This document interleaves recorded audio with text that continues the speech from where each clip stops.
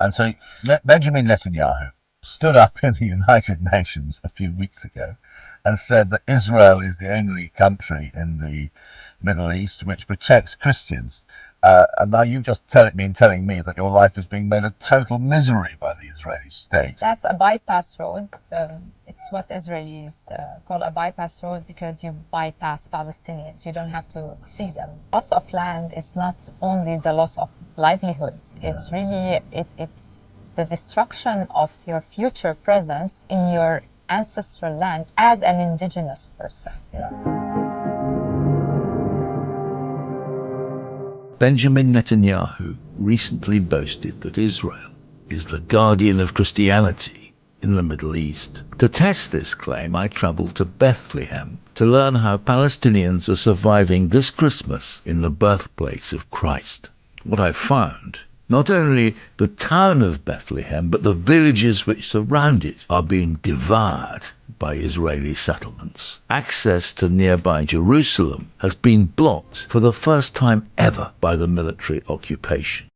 I met Dalia Kumsia, a local human rights lawyer. She took me to the Kremisan and Al-Makrour valleys in the west of Bethlehem, two sites with deep Christian roots that hold a special place for Palestinian Christians in the region. Kumsia explained to me how Israeli plans to connect illegal settlements in the area may cut off Palestinians from entering these sites, which have historically been owned by Christian Palestinian families. And she warns me that the illegal and brutal Israeli occupation now threatens the very survival of a Christian community in Bethlehem. Kumsia told me that Palestinians under the Israeli occupation are being driven out for being the wrong sort of Christian. So let's just sum up. So here we are. We're looking across the Gilo settlement. The Gilo settlement. Mm-hmm. The valley in between was Palestinian land. Now it's being more and more annexed and cut off from you, and you're not going to be allowed access. Suddenly this land isn't yours. And so your sort of freedom to breathe, as it were, in your ancient communities has been taken away. Meanwhile, the spiritual basis of your life, going to Jerusalem in order to celebrate these ancient festivals, Easter, Christmas, is being taken away from you by military bureaucracy. And what is that gate doing? It's installed by the Israeli military in preparation for annexing the valley, severing our connection to the main street, to this valley. So here you are overlooking the Kremizan Valley. Yeah. All of this is the Gilo settlement. And on the brow of the hill across, yes, it's a massive settlement, and we can see every time we come here that it's crawling down, it's expanding. It's going down. This was, of course, part of Beit Jala traditionally, yes. And it is said that the stones that were used to build the Nativity Church were taken from the quarries of this area. It's called Aslayib. It's known for its excellent stone quarries. Yeah. And now it's become a settlement, a Jewish Israeli settlement, built on basically the lands of Beit Jala. Here is the Gilo settlement, and on the top of that hill you can see some structures. That's the Har Gilo settlement. Har meaning mountain. Yeah. So if you look at the symbolism behind the names, like this is Gilo, but this is Har Gilo. In the Israeli logic, these should be connected. Yes. And how do they do that? Through annexing the Kremizan Valley. And the connection of Palestinians to the last green and open space area has been severed. The connection of the people to their land has been severed. For what purpose? For the purpose of annexing two settlements together. The Gilo and the Har Gilo. The lands in between are privately owned land by Palestinian Christian families mainly. The documentation we have from a few years ago, when this case was ongoing in Israeli courts, says that there are 58 Palestinian Christian families that are about to lose their land because of the annexation law. And what does this do when you lose your land? As a Palestinian, of course, not only as a Palestinian Christian, it severs your connection to the past, because this is the land you've usually inherited from your ancestors.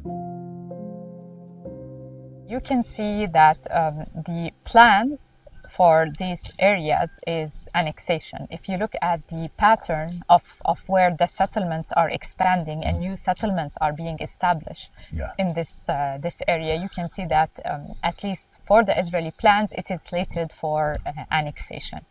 If you also look at the bigger picture, like what's being passed at the level of the Israeli Knesset, for example, the Jerusalem and its daughters bill, which is basically means Jerusalem, its daughters are the settlements.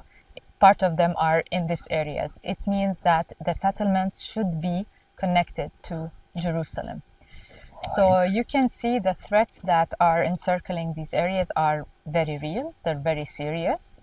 Threats are imminent of annexation.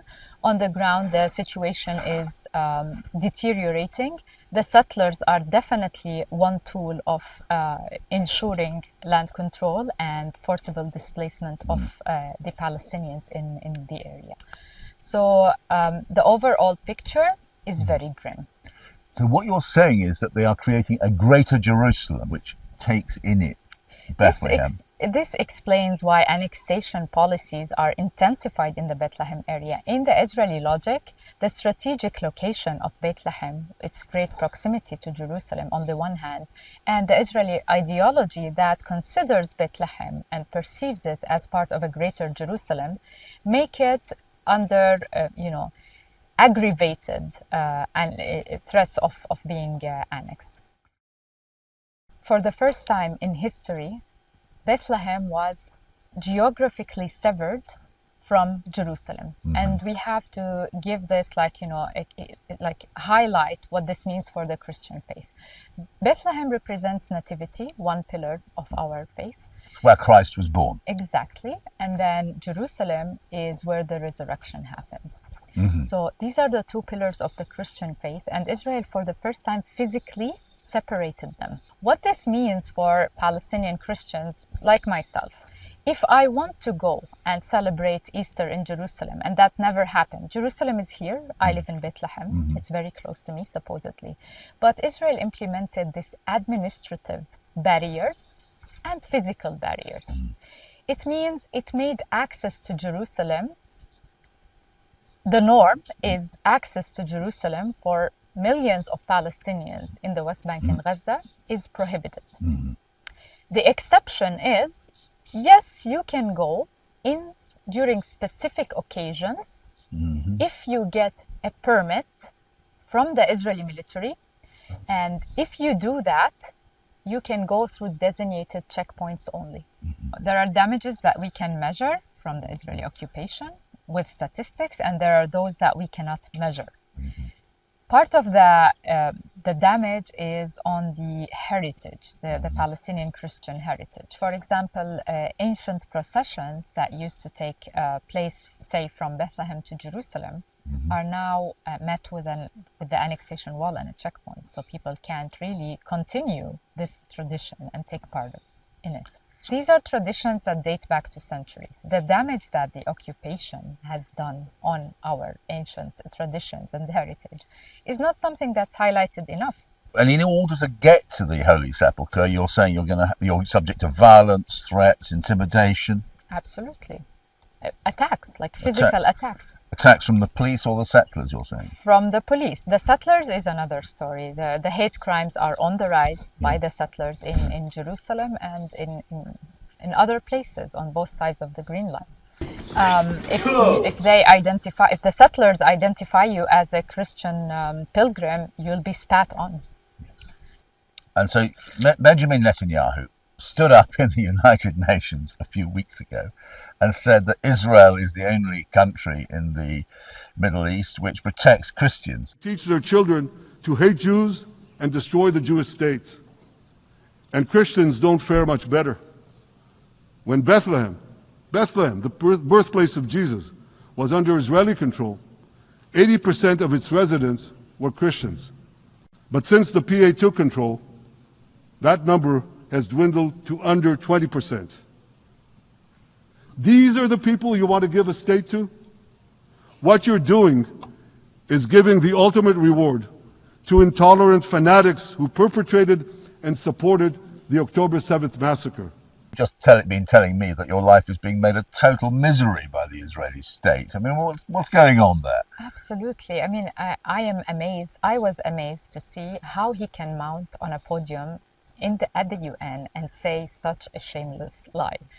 We know the reason why our ancient presence as indigenous people to this land is basically threatened, and it's because of the Israeli occupation. We have seen our family members emigrate one after the other.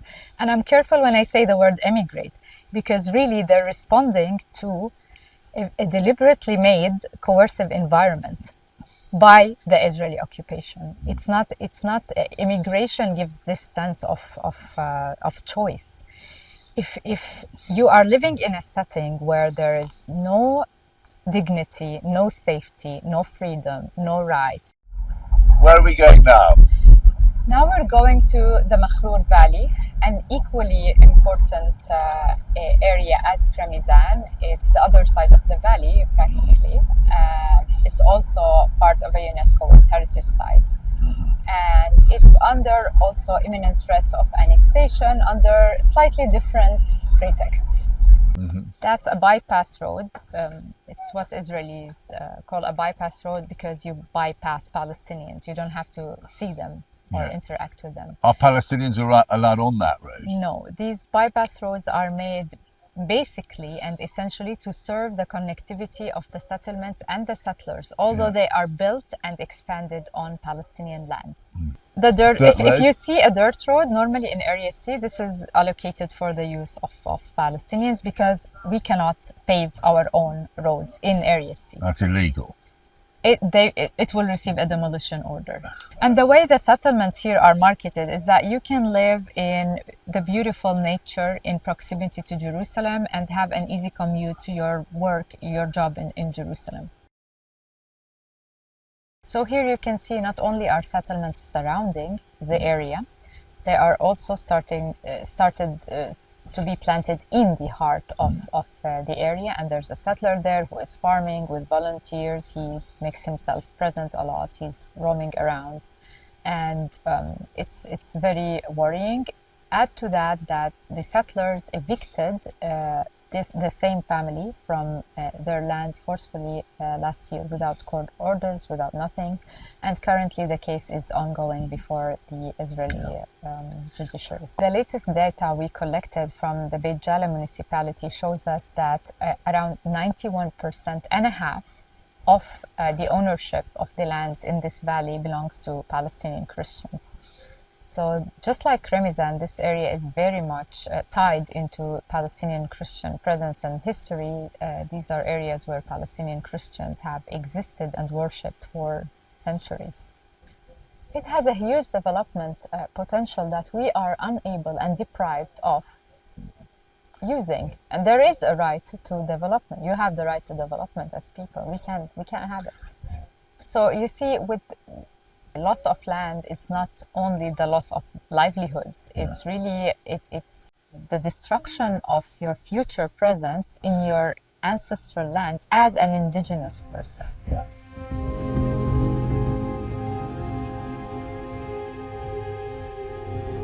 If you look at the overall situation, again, people are deprived from their basic fundamental human rights. The overall situation is a situation where there's no dignity, no safety, no freedom, no equality. And then the environment is getting even more coercive by the day. For example, Bethlehem holds the highest number of movement restrictions in all of the governorates in the West Bank. The southern parts is where you have daily aggressive settler violence that's literally driving people outside of their homes. The western parts, where we just were in the Kremizan and Makhlur and the entirety of these areas, you can see the vicious settlement expansion in the area and the settler movements there. So if you look at the global picture of Bethlehem, you can see that it's being suffocated. And the result of the intensified Israeli policies in Bethlehem is less and less indigenous Palestinian Christians in the birthplace of Jesus Christ. So what's happening here in Bethlehem, though, is part of a much broader pattern, isn't it? I spent a lot of time recently in Jerusalem, where you can see that worshippers are being attacked, spat at. There's an awful lot of offensive material being stuck up on walls. The Israeli police feel empowered to walk in and out of the Church of the Holy Sepulchre. And parallel with that, as part of a attack on freedom of religion, you can see the cynical assaults on the status quo, which protects freedom of religion. Can be observed on both sides of the Green Line. If you look at what is going on with Palestinian Christianity on both sides of the Green Line, because let's remember, many of the Nakba survivors are also Palestinian Christians who have also become now citizens of Israel. Before the Nakba, the concentration of Palestinian Christians was up north in the Galilee. We used to compose anywhere between 10 to 12% of the Palestinian population back in the time. But then after the Nakba, immediately many those villages up there, but they were erased, weren't they? Ethnically cleansed, and many of them became refugees. So if you look at what's going on with them inside Israel now, I mean, as Palestinians, there's systematic discrimination against them. 56 laws discriminate against them just for being Palestinian, but also there's the discrimination on them being Christians, like, for example, the funding of Christian schools. Add to that a very also coercive environment for them overall as Palestinians inside the state of Israel. If you look at Jerusalem, there are multiple attempts to tax the church retroactively, contrary to the status quo that's centuries old, in a way that would be prohibitive for the churches to continue serving their communities there. Add to that the rise of the hate crimes, the attacks on churches, which are also inside the Green Line. Gaza, of course, is where the Holy Family walked on their way to Egypt, isn't it? Gaza is one of the most, it's an ancient city. It's full of history.